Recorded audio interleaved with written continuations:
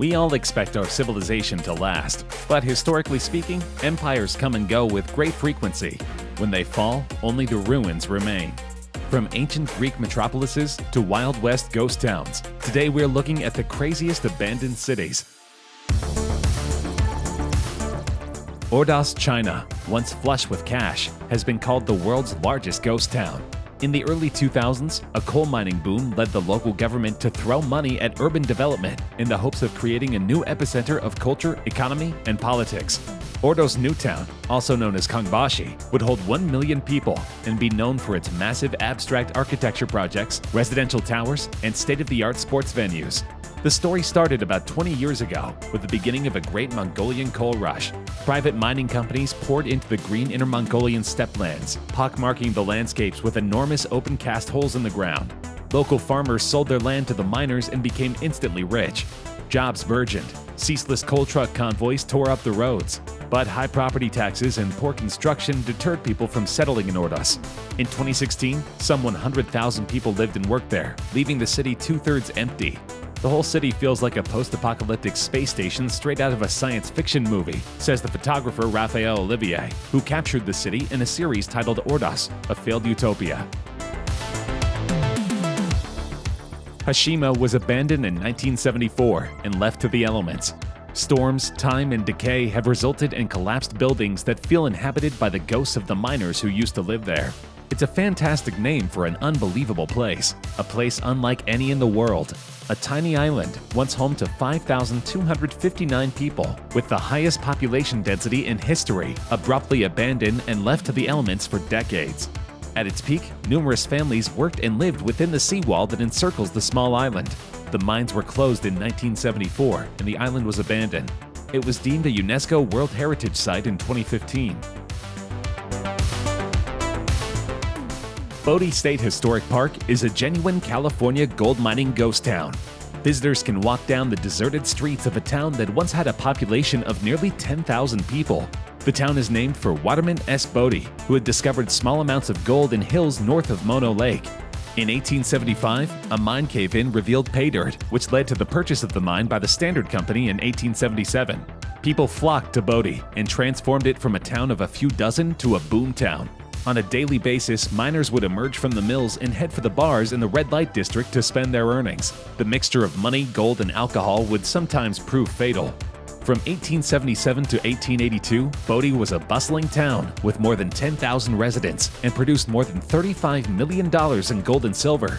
Today, the gold mining days of California are a distinct memory, with almost 200 abandoned wooden buildings in a state of arrested decay to photograph and explore.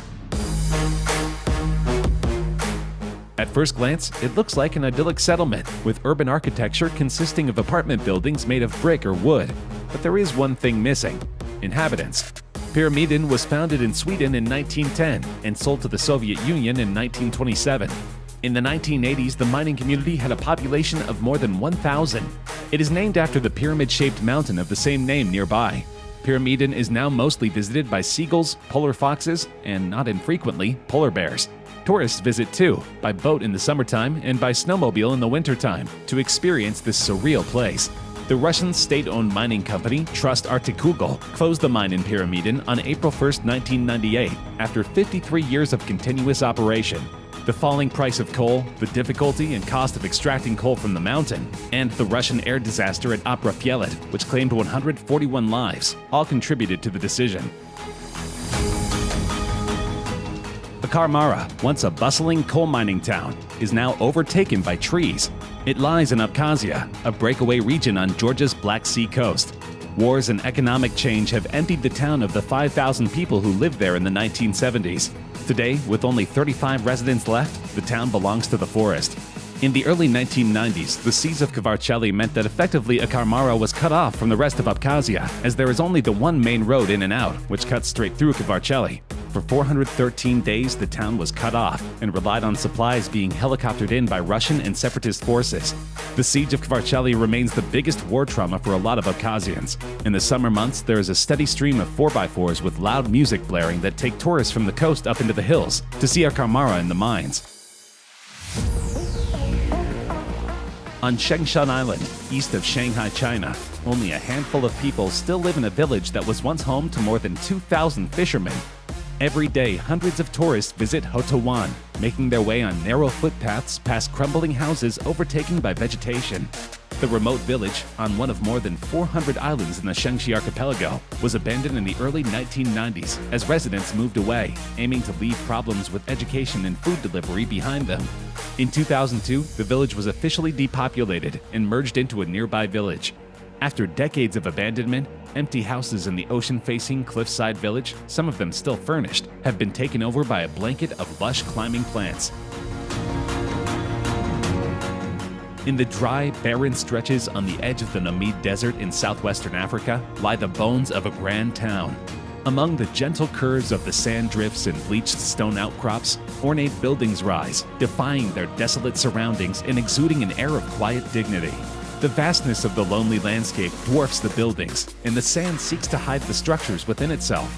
It is not until you approach the houses that their characteristic German architecture, featuring truncated roofs and generous windows, can be appreciated. In 1980, while Luderitz underwent an economic boom, the tourist potential of the ghost town was rediscovered, and some houses were dug out of the sands again and were restored, which are open for visitors. Goldfield is perched on a small hill between the Superstition Mountains and Goldfield Mountains. Gold was discovered here in 1892, and the town quickly sprang to life. The first official post office opened on October 7, 1893, and new miners flooded in. Goldfield boomed alongside the supply of gold ore for 5 years when the quality of the ore dropped. Miners moved on. The post office was discontinued on November 2, 1898, and Goldfield became a ghost town, despite the presence of some tenacious miners who stubbornly tried to find a new vein of gold.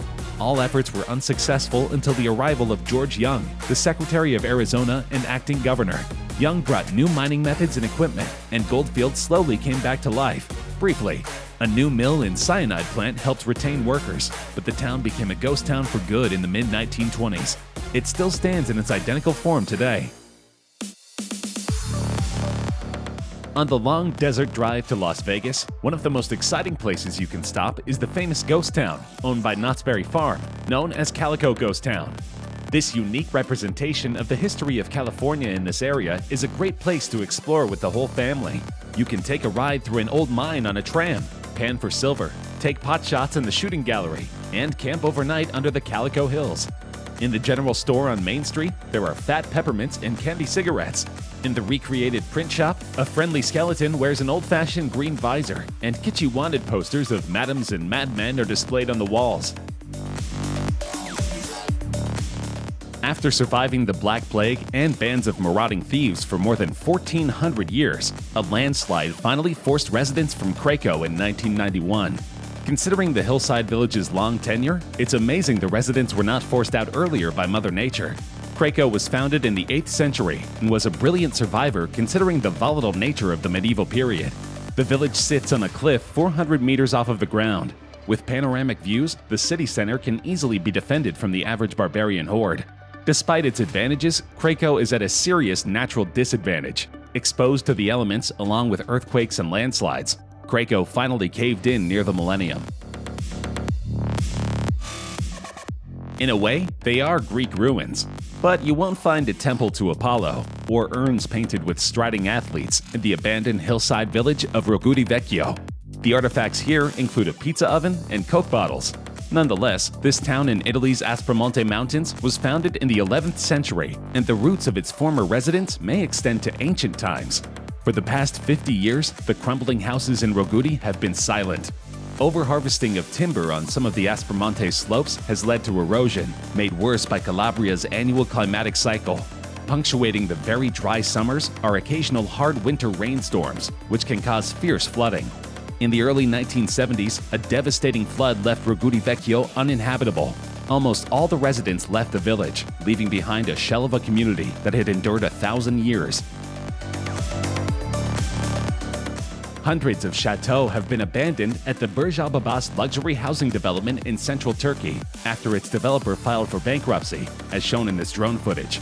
Approximately halfway between Turkey's largest city, Istanbul, and its capital, Ankara, the Burj Al Babas development will contain 732 identical mini chateaux if it is completed.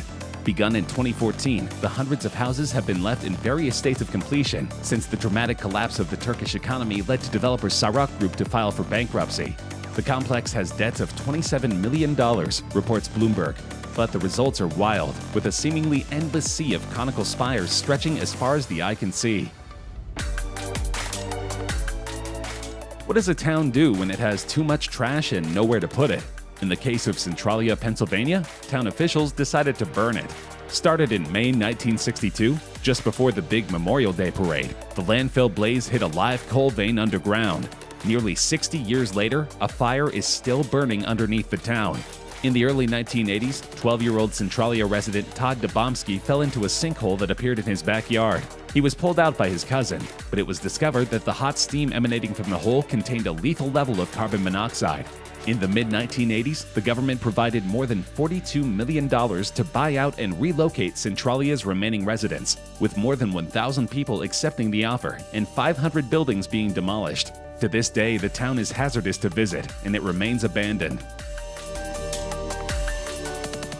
In 1905, Kelso was built specifically as a depot along the railroad line that ran between LA and Utah and cut right through the middle of the Mojave Desert. But business was so strong that Kelso ended up becoming a real town with a post office and, in the 1940s, a jail for drunkards. The original simple train depot was replaced with a much larger one in 1925 that also functioned as a boarding house for railroad employees and a restaurant.